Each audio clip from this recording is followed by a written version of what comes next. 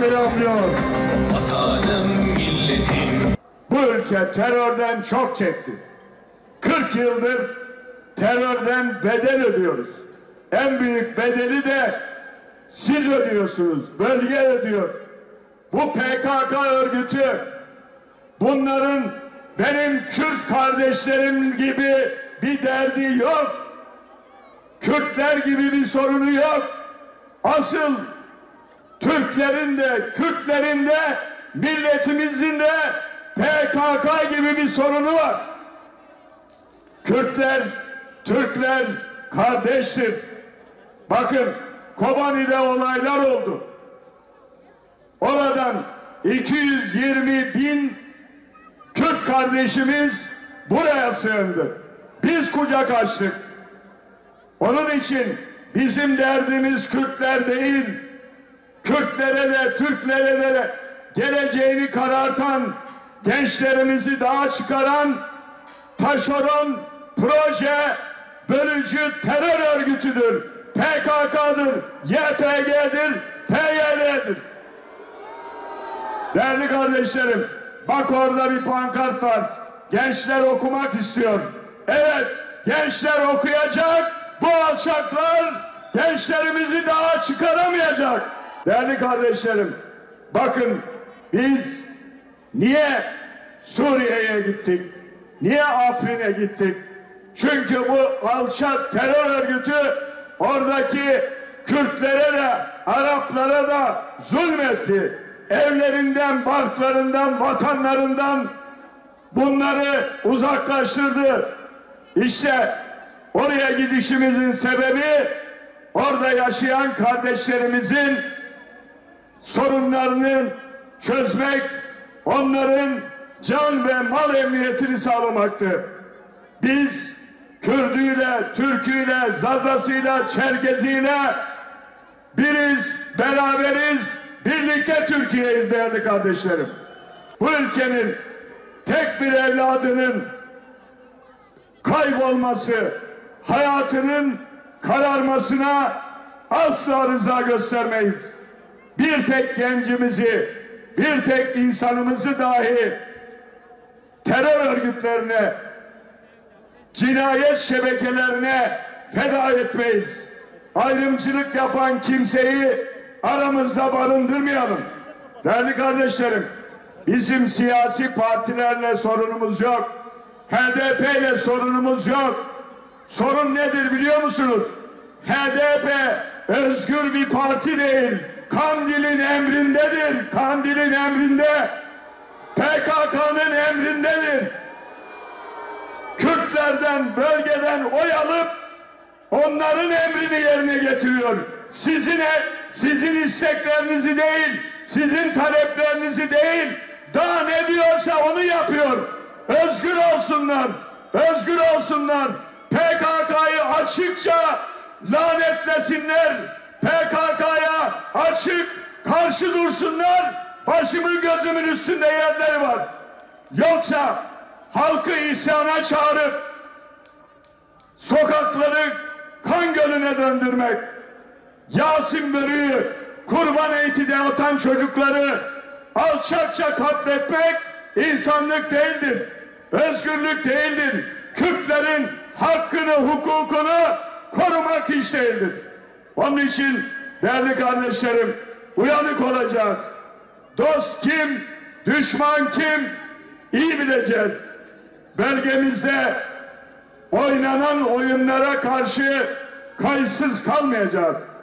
Niye bizim kardeşlerimiz gencecik ömrünün paharında dağlara götürülüyor, hayatı karartılıyor, onlara daha güzel bir gelecek hazırlamak varken işte bakın Batman'ın 10 yıl önce havalimanına bakın. Bir barakaydı, baraka. Askerlerden kaç yerden izin alarak içeri giriyordunuz.